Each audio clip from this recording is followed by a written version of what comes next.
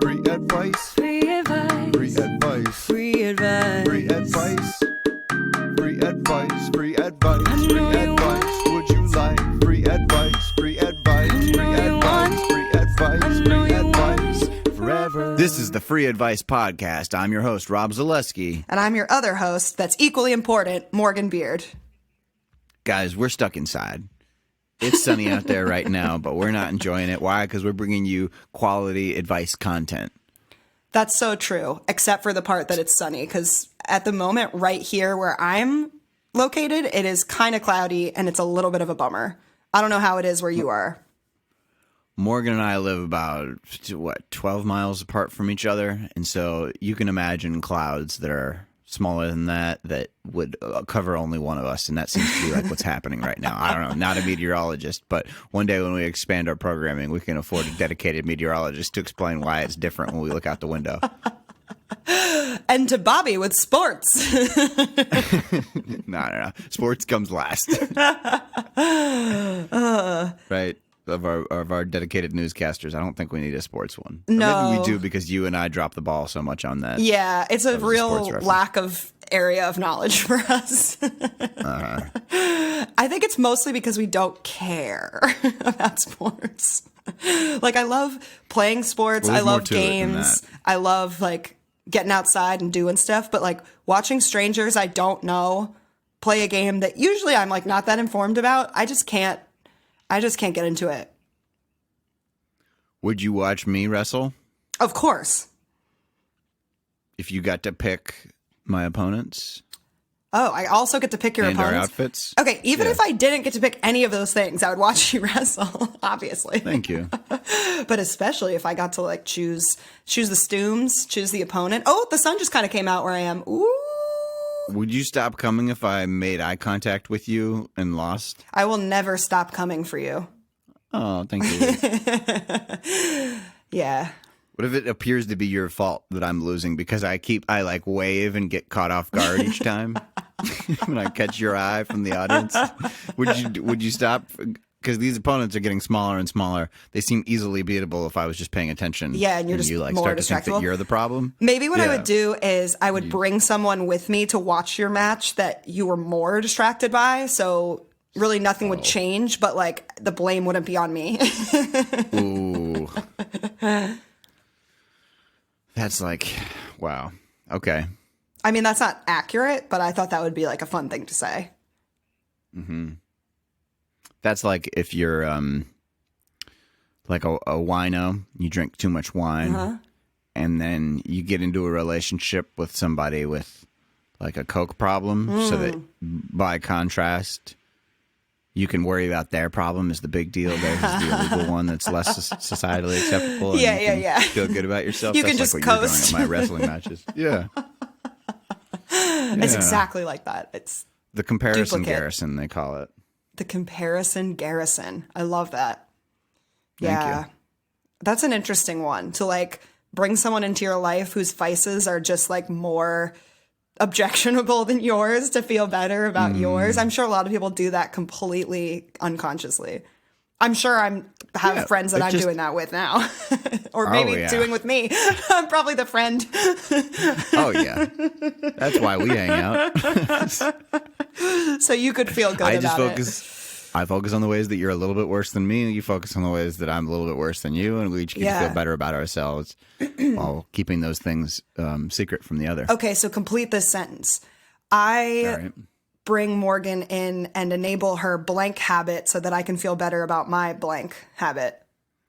Oh, if we knew, then it would fall apart. It's got to stay. This has got to be the unspoken, Oh, the glue, the gravity that Okay. pulls our planets and our moons together. Speaking Interesting. of which, I meant to tell you, big moon tonight. Sorry, you Full guys who are moon. listening to this tomorrow. yeah. And not just a full, a pink, The pink super moon. moon. Oh, it's also a super moon. No, pink super moon. Okay. Yeah, April's is the pink moon.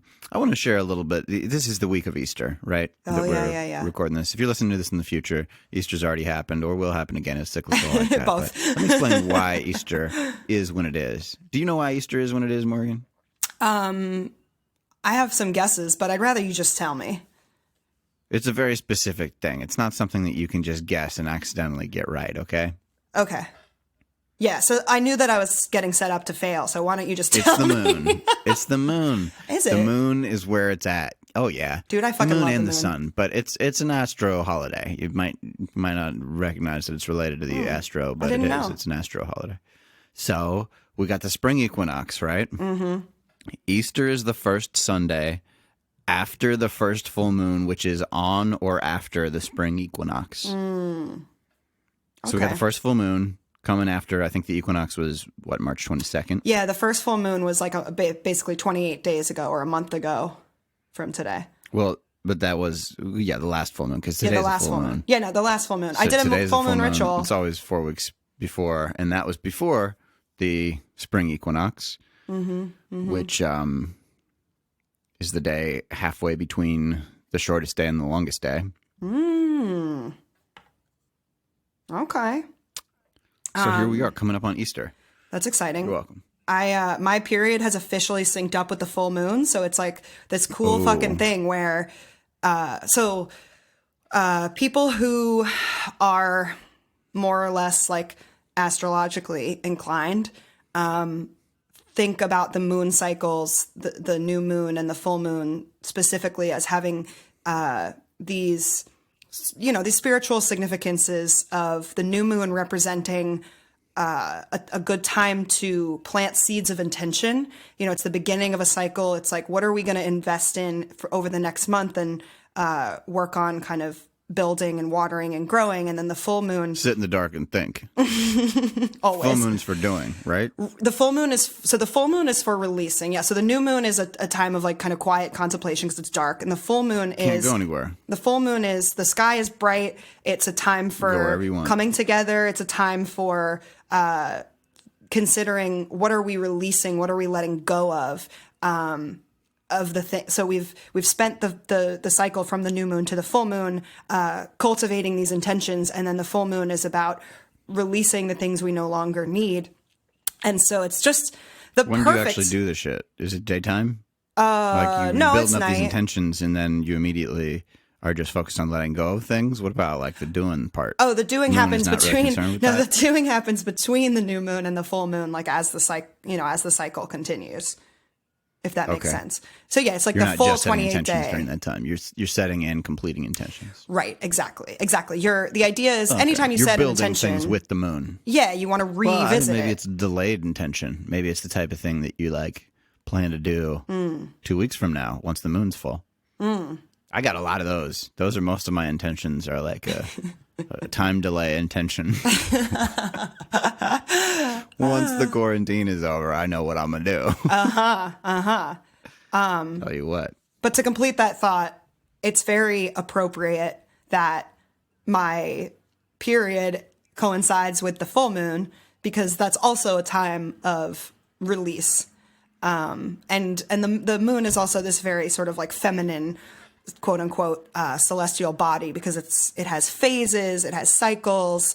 It's associated with the tides and the ocean, and the feminine is this ever-changing, seasonal, kind of fickle, not necessarily a negative way, type of mercurial. Yes, I'm especially mercurial because my sun sign is Gemini, and Gemini is ruled by Mercury.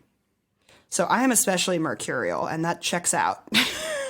My mood is like constantly shifting and changing and affected sometimes by the smallest thing. So the full moon for me is such a good opportunity to identify like, okay, what isn't working? What hasn't worked about the way that I've lived my life for the past month? And what do I want to let go of or work on letting go of over the next, couple weeks? Oh, because the full moon to full moon is 28 days. Full moon to new moon is 2 weeks.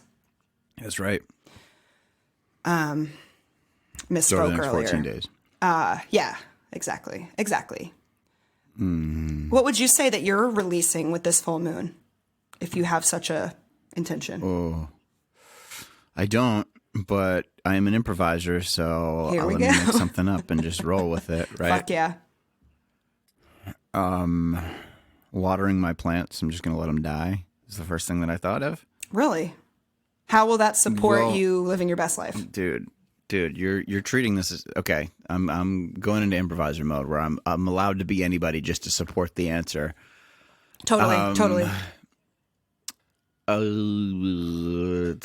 With my disrupted routines, it's easy to forget to hydrate myself, and so if I keep a full water bottle near me, then I'm likely to basically can't waste water on my plants when I still need to drink more myself. That's the justification I came up with, and I really want to back out of this game now. Can we talk about something else, please? Sure. You want to go to our question? Can we wake up from this bad dream? Do you want to go to our question? Yeah, we can do that. Yes. Yeah. Please read me a question. Somebody else's problems. Oh, let me also just point out that your baby would coincide with the full moon, and if you were going to have a baby, and so it's kind of like you're realizing your intention to not have a baby by having your period, right? Like that's the intention you set every new moon, and when the full moon comes around, period. It's like, oh yeah, it worked. Didn't happen again. I see what you're saying. Yeah. Humans. Well. The period is always such a double-edged sword for that reason. It's like, if your intention is not to have a baby, which mine is, it's like, woohoo, I made it another month. But my period is really depressingly like long and heavy now that I've switched birth controls. I'm on a copper IUD, which is the only kind of IUD that's non-hormonal.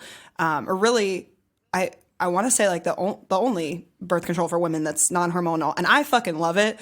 But my period has gotten significantly heavier and longer, which is like, sweet, I'm bleeding for like a fucking week straight, which is annoying. But yes, it does signal that I don't have a baby, which is way less annoying. It's not, your period may be long and heavy, but not as long and heavy as motherhood. Exactly. I assume. Well I don't said. know. Not my experience. Well said. For me, I feel like that's the case. I would be long and heavy and... Yeah. So should we dive right into that question? Especially with the stunted growth, your kids would have to be a very long motherhood. You'd be teaching them how to tie their shoes at like 35. What? No, it's the rabbits. Remember the rabbits? I bought literal rabbits to show you how to loop the ears through each other. Do you think that I'd be that impatient in my teaching of my children? By 35, I'd hope. Oh, if they were 35 and still learning how to tie their shoes? Yeah. Honestly, at that point, I think you'd want to start making special considerations for them and consider classifying them. I'm going to go ahead. I'm not going to name a condition, but probably there's some word that a doctor can say that would make you feel a little more lenient on them by that point. I would hope that there would be earlier signs than 35 they can't tie their shoes for like an intervention being necessary. If you're paying close attention, Some I warning guess. posts. Depends on how hands-on you are. Well, not hands-on enough to be tying their shoes for them until 35. A little less hands-on than that, I would hope. You know how America just planted its flag on the moon and then came back once or twice, but now you could be one of those types of parents, kind of lunar visitor parent. That is not my goal. It's an alternative. It's something to consider. Okay, so I'm going to, for the third time, attempt to initiate that we start the question. What do you think? I won't fuck it up. No, you won't fuck it up. But there's no like fucking up. Like whatever we do on this podcast is fine. It's our podcast. I just feel like now since we've cued it a couple times, we've like teed it up and then walked away from the tee, that, third time might be the charm. Because I am really excited to get to this question because it came from a real flesh and blood listener. Oh my God. I know. I'm Not so a Russian excited. bot? Not a bot. Sick. Not a stranger on the internet. And it's a good one. So I'm really excited to get into it. Depends on your perspective, I guess. Well, it's well written. Is kind of what I meant by that.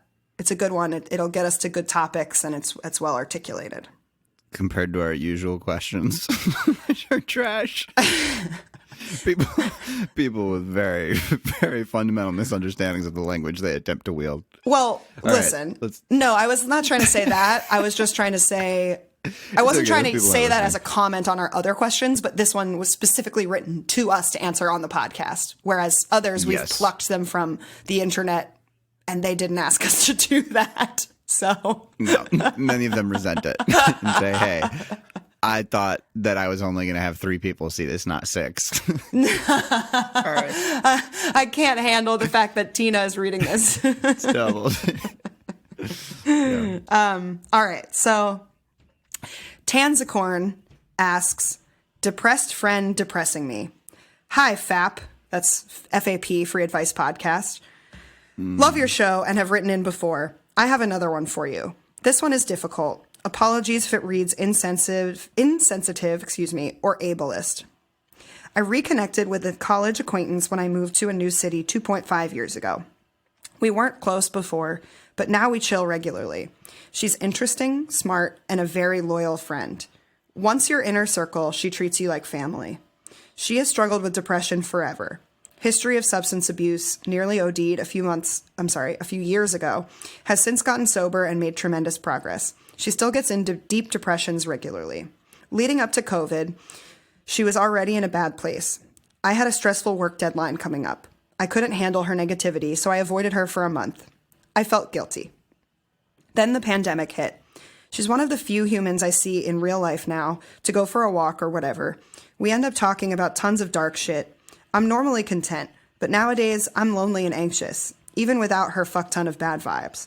She's a reliable friend, and I'm so far from my real fam. How do I approach this? Thanks in advance. Solidarity, Tanzicorn. Yeah. This is tough. This is a tough one to even ask, and I'm appreciating you writing in with it. I don't think you're 100%. ableist. Or what was the other thing that Insensitive. Tanzicorn was? Insensitive. No, I think you're showing your sensitivity Absolutely. in asking this question. And the way that it's asked, yeah. Yeah, I feel like I've been on both sides of this. Maybe you can relate, Morgan. And yeah, it's a scary thing to take the friend's perspective. It's like the fear of reaching out to people when you're depressed is like, oh, I'm going to bring them down. I don't want to like be a burden to them. Yes. I should rather just keep to myself than share the truth. And yet that's like all you've got at that time. And so human connection can it can just spiral that way. I think this is hard for both of you. But speaking to Tanzicorn, our listener, our loyal questioner, I think you gotta have other friends. That's the real the solution to this. If you want to keep being there for this friend, you got to figure out a way to balance them out and not make them like your primary input. Like they're painting with a lot of darks, and you're going to need some lights to contrast that and help that stand out. Otherwise, like they'll just get lost in the mess of darkness. So that's my main first thought. What are yours, Morgan? Yeah, I'm so sure I'll have more later. I love the idea because my initial thought was like, let's talk about the balance of the color palette within the friendship. But I love that you're talking about what can she do if she were to leave the friendship as it is to create more balance around it in her life. But initially my thought was to, consider just the balance within the friendship. Because it sounds like there's a couple things going on, which is that Tanzicorn has her own complaints of being lonely and anxious. And then this other friend is bringing a lot of heaviness into their conversations. So I feel like there's the two things going on are perhaps Tanzicorn isn't giving this friend the privilege of helping her process her loneliness and anxiety, potentially, and is kind of defaulting to helping the friend that seems to have more quote unquote serious issues going on. I've been that person. And then the other thing is, okay, how can we potentially without kind of, there's a specific word I'm looking for that I'm not finding, but without condemning this friend for being in a dark place, how can you add in space for lighter material with the conversations? Like perhaps coming up with sort of a more fun segment, if you will. If your friend were some kind of like like your friendship was a like a talk show, you could think about it as like, okay, so we've got the like deep dark depression segment, and that's well covered. So what can we implement in the friendship so that we also have a here's what's lighthearted and funny kind of segment to counterbalance some of that. But my suspicion sometimes is that when we feel bogged down by our relationship with other people, sometimes it's the balance of content, but sometimes it's the balance of who's bringing what to the table. And I just encourage her to think about in what ways is she not getting her needs met by this friendship. You want to encourage Tanzicorn to think that? Yeah, to consider that. Yeah. Yeah. I have a parallel suggestion, which is to consider what you think are this person, what you value about this person, like what qualities do they have that are special to you, and then ask for something in line with those qualities, because I think it sucks to be asked to do things when you're depressed, but it's also like one of the ways out is to just have responsibility and then feel that like the opportunity to do if you do the thing, it's a chance to build some pride, some self-esteem, like some chance to feel needed in some way. And it doesn't have to be an essential need. It can be like a very arbitrary thing. It still, I think, works on a psychological level, even if you think the thing you're doing is meaningless or stupid. Just doing something and having it recognized by another person, especially something that like only you can do. So if you can ask this person to like take a picture of something for you or write you something, or the tough part is maybe the things that got you into this friendship in the first place, or the things that you value most about them, are things that are like limited or seem limited to a non-coronavirus quarantine world. I don't know if you were, let's say, ice skating partners or something, or gymnastics buddies, and you had to like touch each other in order to get that. I doubt that's the case here, but yeah, she said it's a college acquaintance, and she did say she's interesting, smart, and a very loyal friend, and so those are three strengths, along the lines that you can work with. Then I think like what's a conversation you can have with this person that you can't have as well with anybody else is a good starting point. That's a great one. And then like dig into your interest in that topic and like wait until you get to a sticking point and go to them and ask for advice. It feels kind of like what's happening right now with me and Morgan. And I feel good. Like, didn't it feel good to be asked for this help, Morgan? Mm-hmm. Yes. There's one more reason for us to exist today and feel like connected to other people. 100%. 100%. Like when I have had clients or patients back when I was acting as a therapist, or when I volunteer for the suicide crisis line, when I can go into that being in like a totally shit mood and just being so absorbed in my own garbage, and then helping someone else, especially when it almost kind of lines up with like, oh, I was in this really bad place and I can use that to help someone else. There's such a strong sense of being valued and being purposeful for someone else that's a really potent mood lifter. Yeah. And I think if you try that and it doesn't work, you don't have to concern yourself with being like affixed to this person. And it's okay to take some distance, to take a little bit of time away and then come back. Like your moods will fluctuate too. And in there, I think that it's normal for people to oscillate in their range of their personality. Like if, you can kind of float in this direction, and you've got your own limits. And like at certain points, you'll just be less aligned with the people that you like based on your situation. And to accept that as like a good friendship doesn't mean that it has to be completely forever. Consistent week to week, situation to situation. Yeah. Yeah. And it drifting for a time can just mean like one of you got a job or into a relationship or made a move or is pursuing, like you when you were studying, you were saying, and ignored them for like a month. This may be another extenuating circumstance that just means that it doesn't align as well right now. Yeah, I really, the next thing I really want to talk about is that month that she references. I couldn't handle her negativity, so I avoided for a month. I felt guilty. I really want to address the guilt piece because I think it's so interesting. I've been fascinated with how guilt works, especially for the last couple months in my life. Actually, my March full moon intention was to release a lot of the guilt I was feeling about some of my life circumstances.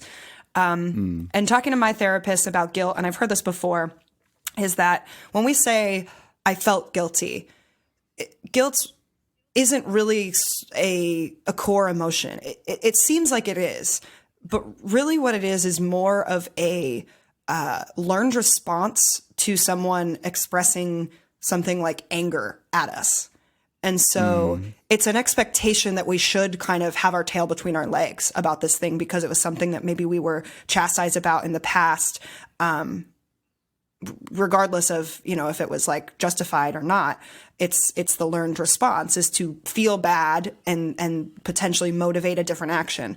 But we can often, when we don't recognize sometimes that anger was thrust upon us in sort of an unjust, maybe, or unfair or excessive way, we can walk around with this big, gnarly guilt wound that just sits in us and doesn't get to be expressed and doesn't get to like leave our body and be converted into something productive. And it just weighs us down. And so I would really think about what is the source of the guilt, or what is the guilt rather a byproduct of in your life, past and present, as far as your perception of when you've let someone down, or your perception of what happens when you get your needs met first, or you distance yourself from someone. How have the people in your past responded to that? And investigate the necessity of that guilt. Because my suspicion is that, like Rob was kind of saying earlier, we all are entitled to deal with whatever response we're having that life brings up the way that we need to. I mean, as in a sort of do no harm as much as possible kind of way. And you're not responsible for carrying this person's emotional burden in totality. You have your own to worry about. And the guilt that's created in response to that is just piling on top of you already needing space to process every other thing going on in your life. I feel like I said some good things, but then I kind of lost the thread. But I just really wanted to explore the guilt component, because the bottom line is that you probably don't need to feel so guilty about it. And I think that if you were more proactive about getting your needs met in this friendship, maybe, or if there was a way for you to more proactively get your needs met in this relationship, some of that guilt has a window to be resolved. I think following the guilt and questioning it is a strong strategy. I would approach it like this: like, if I'm feeling guilty, what is the rule that I'm breaking? Like, what is the rule that I think I need to be following? And then question that rule. Like, does it have exceptions? Am I discovering there's an exception right now? Or like, are there times when I'm just going to break this rule and it's out of my control? Or like, is there something else that I'm prioritizing right now that is actually not in line with my values? Like, would I like to change my values to match my behavior, or change my behavior to match my values? I love that statement. Thanks. I think that there's danger in compulsively doing either. If every time you're faced at that crossroads and you're like, okay, well, then my values just needed to shift to justify what I'm doing, you can become a self-serving narcissist. You can become like a force of evil unintentionally in the world by just being like, well, I'm doing this, so it must not matter the way that I thought it did. And if you always shift your behavior to match your values, I think you're going to fail and then have you're going to like reduce your own power and confidence, because if you reject so harshly your way of doing things in the way that it doesn't match your ideals, and your ideals are perfect, and you don't like allow yourself to be a flawed human being, then you will spiral into being more and more flawed. Maybe there are some people that find their way around it. They'll like super Navy SEAL on Jocko Willink types that are like very, very disciplined. And he's the dude who says discipline equals freedom, who's like every day posting his 4 a.m. alarm clock to get up and work out. And like, one of those motivator Tony Robbins types maybe is another example of like somebody who just seems like everything is optimized and they're doing everything exactly as they should. Whoever your angel archetype is. But most of us fall somewhere in the middle of that with some range and some wiggle room. So I think you gotta like take it case by case. And in this situation, I think it's a creative reframe is the best outcome. Something like try something else with this person if you want to keep having contact, and maybe change the way that the contact happens. Invite them to explore something new. Like, do you need a buddy for a certain book that you want to read, or like a show that you want to watch that they have an opinion on that like you couldn't? That's one of the things that I'm doing right now, is like watching stand-up comedy with my friend that does stand-up comedy, and then like getting his opinion on the jokes that we're seeing. And that's like not something that I value as much from other people. So like, is there something that you want help analyzing that you can ask them for that isn't something that you were as naturally interested in, but maybe it becomes more interesting because like, oh yeah, I have this. It also is an access. It's a route to my friend who is otherwise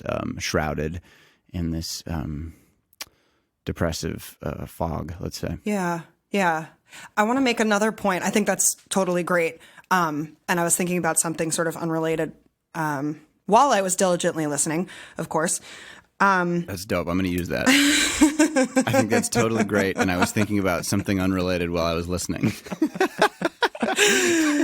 Yeah, doesn't mean I wasn't listening, but I also had a thought that was unrelated.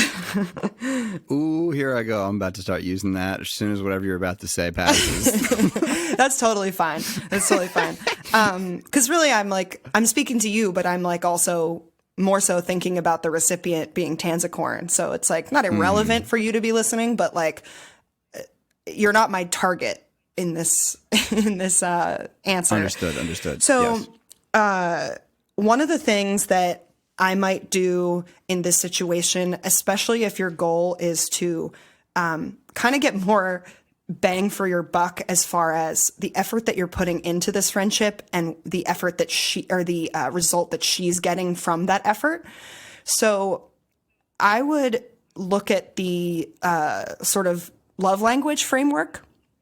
And if you may know this already about this person, or you might even ask, frankly, like, what kinds of validation from me are the most powerful?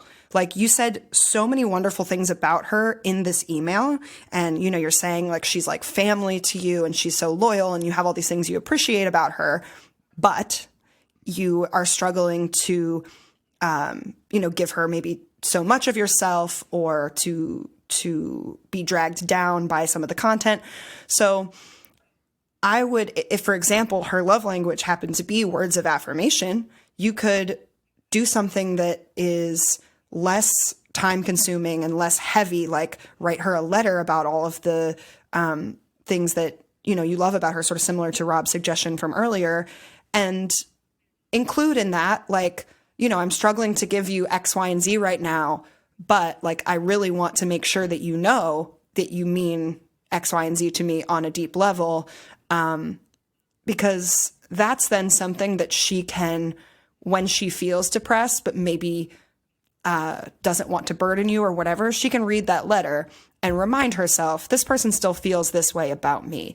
I still have a place in their heart. They're still thinking of me and loving me, even when they're not in my presence, taking on all of my issues. Mm-hmm. It would be unfortunate if her love language was physical touch at the moment. But let's hope it's not. Right. And yeah, the whole love language thing, I think gets a little more credit than it deserves. People like nice things. But I think it's like such a critical framework for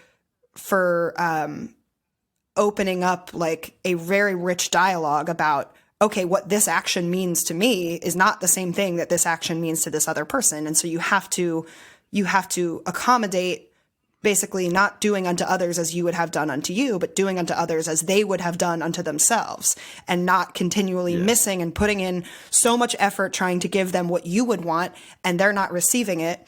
Like, I think it's just such a powerful communication tool, even if you do feel like it's kind of overblown or overused. It to me ignores the power of the situation, and some people are more consistently in certain situations where like they have an excess of physical touch, and so that's not as nice to them, or like they have an excess of gifts, and so that's like doesn't matter. But like ultimately I'm skeptical of anything that typifies people too much and doesn't acknowledge our shifting nature depending on the situation that we're in. Sure.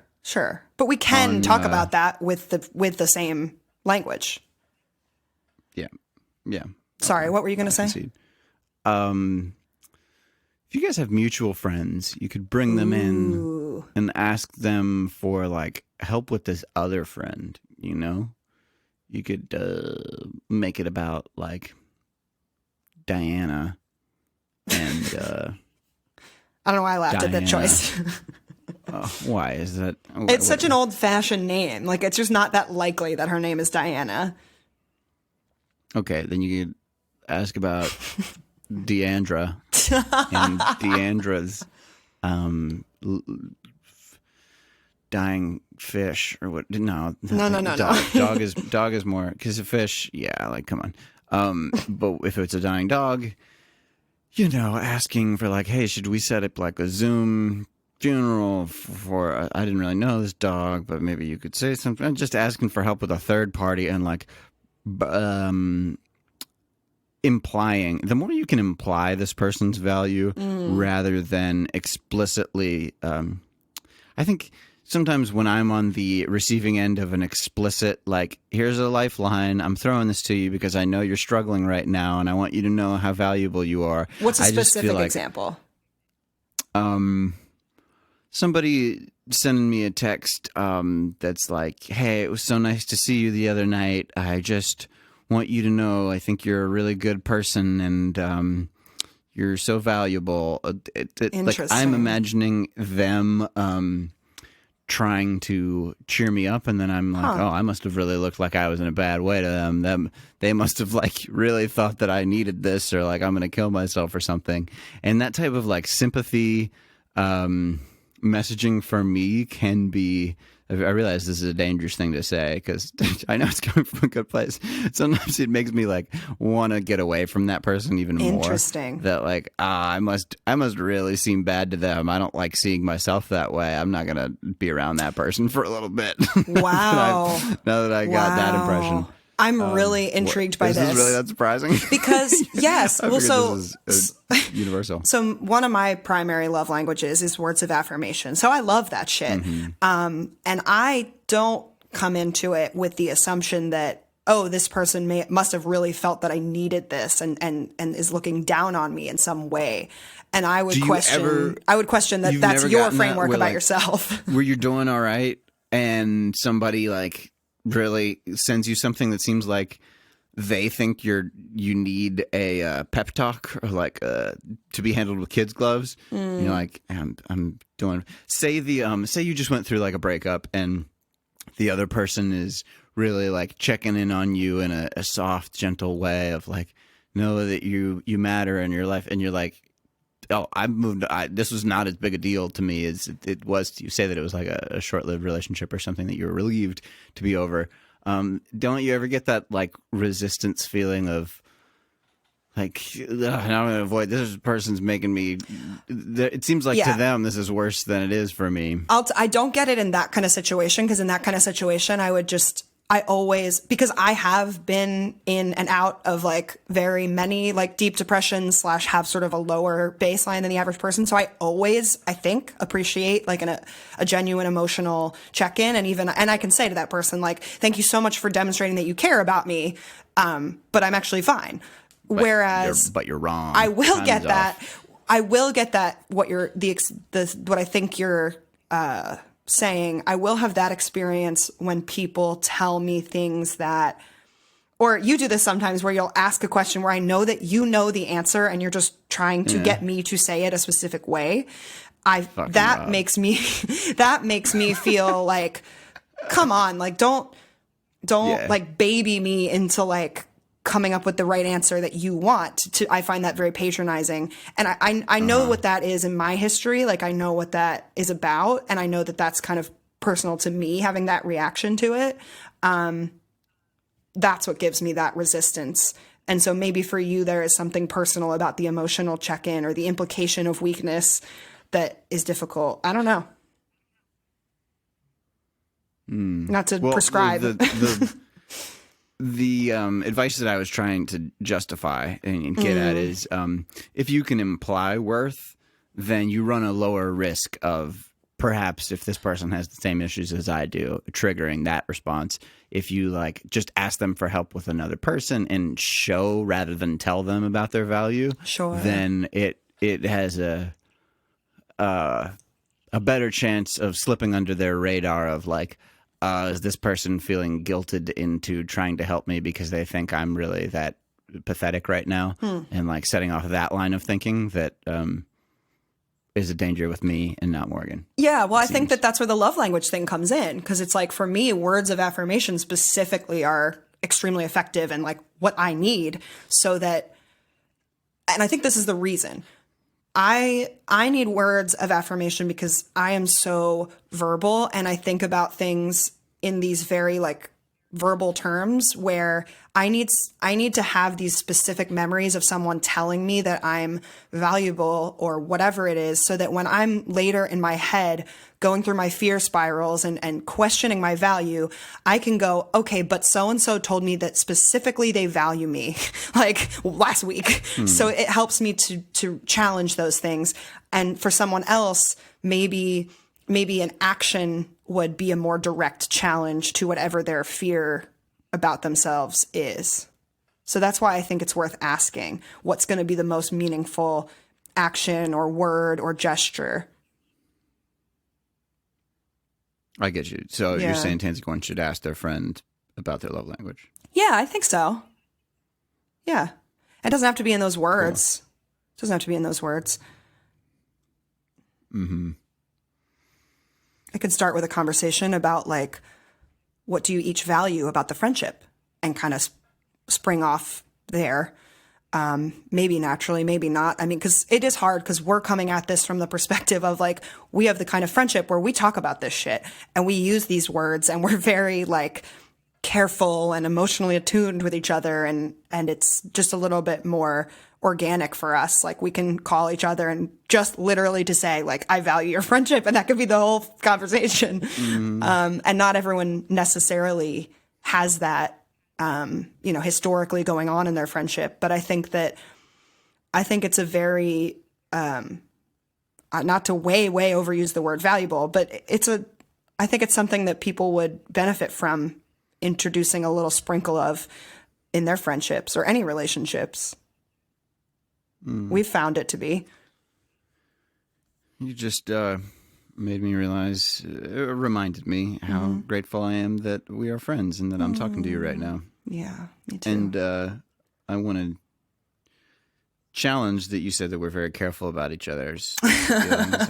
Maybe you are about me, and I am a precious little baby who deserves pity and needs handled. Oh, dear Lord. But I don't think of you that way. Maybe with the right lighting. I feel like I don't have to be that careful around you compared to most people in my life. I feel like I can say, I can entertain some like. I guess I meant precise. A conversation with you. I meant precise and thoughtful. Similar to privacy. Like I meant that we're very and precise and thoughtful in the way that we communicate. Not maybe, yeah, because careful, we're not constantly going like, oh fuck, am I going to hurt the other person's feelings? Yeah, I'm not worried about getting into a sticky situation with it. Like it's going to be tough to disentangle, or I'm going to deal with fallout for a long time with you, which most other people, I feel a lot more of that. Right. Like that there are more unspoken rules to the communication. Yeah. And I really feel like I have permission to be wrong and make a fool out of myself.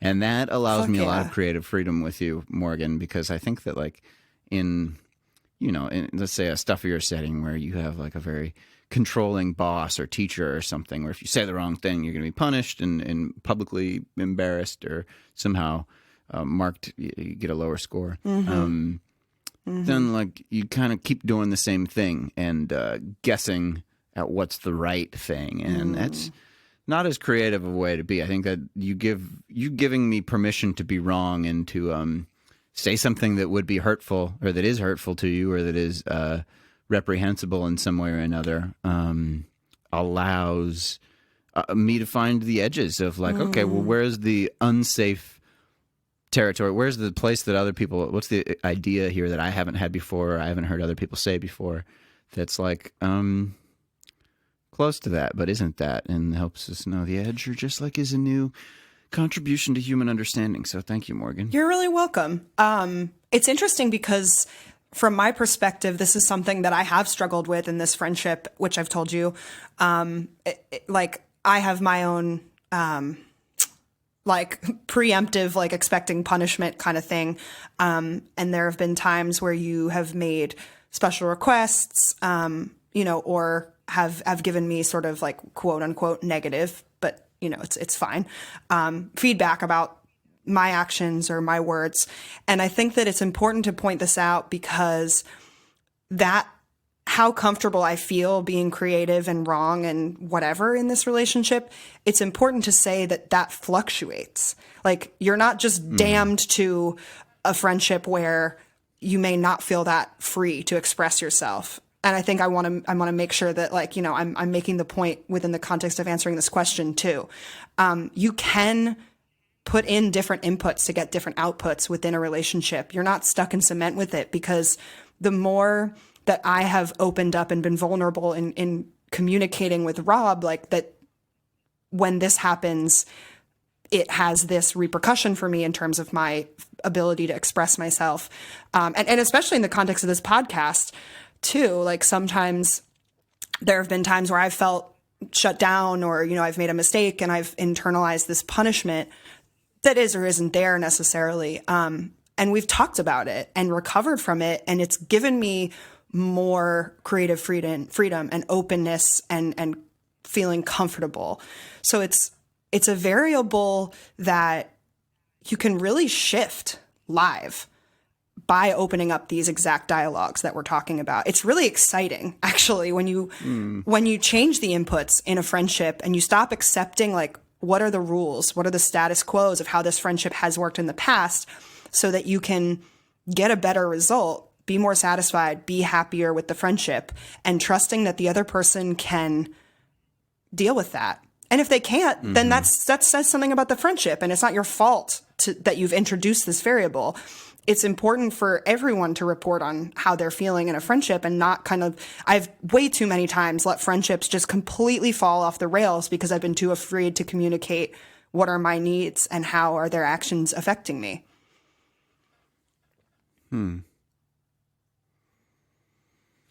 Thank you for saying that. Meant every word. I'm not sure where else to go with this advice. I'm not sure we need to go anywhere else. I think we've said a lot of really interesting things, and I think that Tanzicorn will be very appreciative of the thought experiments we've encouraged her to take. Yeah. I think so too. We did a good job. Fuck yeah, go us. You did a good job. I feel so valued. You did a great job. I really loved your assessment of the values or the behaviors shifting. It really, I have now to think about some of the things in my life through that lens, and I think it's going to be really valuable for me. cognitive dissonance, I think, is the umbrella topic for that. Right. And right. the big thing that psychologists tend to point out is like people unconsciously change their beliefs to meet their actions way more than the other way around. So like if you're aware of it, you'll probably want to there's like maybe it's good to change your actions more to match your values. But like the trend is people change their beliefs on kind of like a level that they just tend to avoid or then not confront the belief. But like people who smoke cigarettes will tend to be like, oh yeah, I don't smoke that many cigarettes. They change their belief about like how much they actually smoke or how bad smoking actually is, how long you'd have to do it, how bad death even is, like how bad of a consequence it is to die because of the thing that you do. Yeah. Yeah. Cognitive dissonance is very powerful and we all experience it.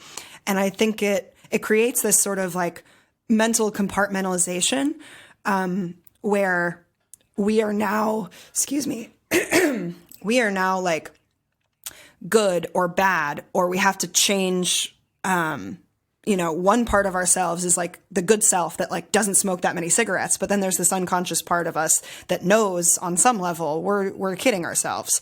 And that creates a split or a disintegration within the self that can be very harmful, because then we're not clear on what our values are when there's that conflict. And we're also acknowledging like that we're not adhering to them. And that creates this kind of like really uncomfortable grind within us that we're not necessarily aware of is there, but we're adding to every time we make one of these statements or we go against our beliefs. And I think that people in general would like themselves a lot more and be happier and also be less critical and judgmental of others if they had more internal alignment, which comes from, in my experience, self-compassion and being compassionate and honest about, well, here's where I'm really at with this, and not kind of deflecting or bending the truth, like you're saying, to match the behaviors, but also acknowledging that your values and your priorities can shift and evolve. I think that's a really important process. You can do that within the moon cycle framework too, of like reassessing your values and remembering like what really is important to you and what really maybe isn't as important to you as it used to be or you thought it was. Are you trying to catch the moonrise tonight? What time is it? Do we know? It's probably soon. I think it at sunset, so that's like 7-ish. Okay. Cool. I mean, it's fucking cloudy, so may not see it, but I'm gonna try to peep that moon. I'm gonna try to peep that moon. You know it. I'm gonna charge my crystals under it. Biggest one of the year. Fuck. That's what I value. I value the moon, seeing it. It's biggest at the horizon, so you want to see it just when it's peeping up. The highest point you can get to, the least obstruction to the horizon as you can. Maybe you've got a roof access, something like that. That's what I'd recommend for something you. like that, yeah. It'll rise in the east, of course. Of course. Well, that seems to be that, don't you think? I think so. Yeah. Yeah, I just have one more tidbit that's really off topic, but since we're talking about the sky and the moon and things like that. Absolutely. I noticed all the satellite dishes around me on my roof were pointed southeast. And what's that mean? Yeah, I'm forgetting they're called like geosynchronous satellites. Okay, I think that's the word. There are satellites that move at the same pace as the Earth, so from the point of view of an observer, they stay at the same point in the sky. And our dish network ones are all above like Baja Peninsula, which is for most of the United States Southwest, and for where we are in Southern California, Southeast. So they're all pointed at that point in the sky, which is like above the Baja Peninsula, where we have a geosynchronous satellite that is sending us our TV or whatever we're getting from it. Just a little. It's sometimes okay. Why is that helpful right now? Yeah, you are right. That is unrelated. I'm going to give it to you though. I'm going to make this really good. I like the word geosynchronous though. Geosynchronous. I think that's right. Geosynchronous orbit.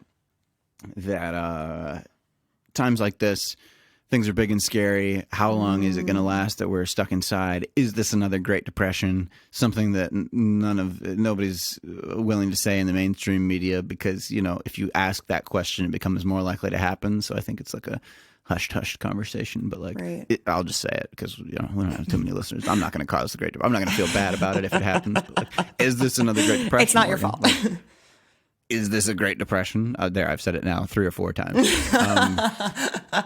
Zooming out, looking at things from an astrological scale, the more you can get a sense of like how big things are and how little we are, even as a, like, there's so much that would continue to happen that would be knowable, that would have systems that work, even if all of humanity died, even if the earth blew up, even if the sun went out. And that can be some form of comfort of like everything that I think is everything is a small fraction of everything. Like there's much more going on than the particular little corner of the universe that I'm aware of. I do find, as a like depressed existentialist, I find our smallness extremely comforting. Some people probably don't. Some people probably find it terrifying to think of themselves as being that insignificant. But to me, I think we've said this before, to me, our insignificance, our deep, unavoidable insignificance really lowers the stakes in a way that helps me to like get through my day. Yeah. Do you have a favorite think piece video or something to listen to or consume for people to get that shift in perspective? At the moment, no, I don't. I can't think of anything. If I change my mind, I'll surely talk about it next week. But I don't. Do you? Neil deGrasse Tyson's my favorite guy. One of my favorite people. You can go to YouTube and type him in. Particularly his episodes of the Joe Rogan podcast, I think are great. Yeah. Yeah. And I Great think personality clash there. Oh, yeah, that's a good point. They do not seem like they would hang out outside of the podcasting context. But they're good. They're like, Joe allows himself to be a dummy and challenge Neil deGrasse Tyson. Neil deGrasse Tyson lets himself get frustrated with him. And it's fun. The conflict, what a playful duo. Yeah.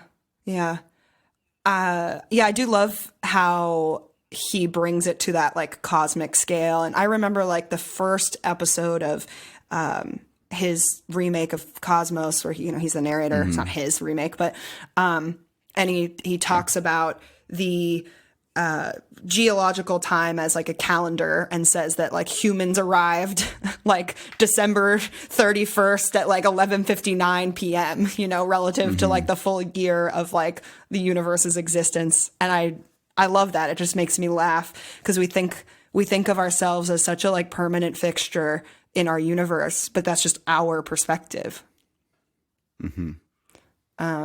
Yes. Yeah. I often get caught up, and a lot of my depression, I think, comes from taking things like too seriously and artificially like raising the stakes so much for myself of like, oh my God, if this doesn't happen, then everything will be shit. It's like the dual depression anxiety combo. And lately what I've been working on is just trying to back up and be like, okay, this is the emotional experience I'm having right now about the circumstances in my life. And they are not the be all end all of like the significance of my life. And none of it's significant anyway. And like the whole point of being here, at least the way I see it, is to enjoy ourselves, create, and, play and love, and make other human lives easier, more enjoyable, feel more love, that type thing. And when I reduce it to that, and I remember that those are my values, it helps to guide my actions and put the emotions I'm having in context. Like, it makes sense that I care so much about XYZ because I'm really trying to be meaningful, loving, all those things, but not at the cost of my sanity. Yeah. Because that's my ability to do it. This podcast. Yeah, let's do it. I want to close with thanking Tanzicorn for that super heartfelt question that got us into all these amazing topics. We really, really appreciate you writing in now and forever until the end of time. And if you have a response to what we've said, would love to get an email back, and we could even read it next week's episode. We don't want to give you an assignment, but if you choose to do that, we would love to hear from you. I so want that to happen. I was almost tempted to give you advice to make the situation worse, so that you'd need to come in For content. for more advice. You know, The Dr. Scholl's approach. Is that what I was thinking of? A drug dealer, but I was kind of making a joke, like making foot inserts that make your feet more uncomfortable, so they need more inserts. oh, I didn't know you have a negative opinion of this Dr. Scholl. I always regarded him very highly. He's a doctor after all. Presumably he's even a white man. Yeah, no, I don't know. It's just something I like heard once as kind of a gag, and I thought I would bring it up. But yeah, if you're listening to this and you're not Tanzicorn, you can also write to us, and we would love to dive into your question or your comments or whatever the fuck. Free Advice Podcast at gmail.com. That's free, FREE, advice podcast at gmail.com. You only spelled the most simple word in that phrase. I love it. It's quirky. It's unpredictable. It's Rob Zaleski in a nutshell. If you email us in the next 30 minutes, we'll send you a free picture of each of us making a silly face. Ooh. It's a limited time offer. 30 minutes from when they hear this, or 30 minutes from now, which no one could possibly achieve? From when they hear it. Okay.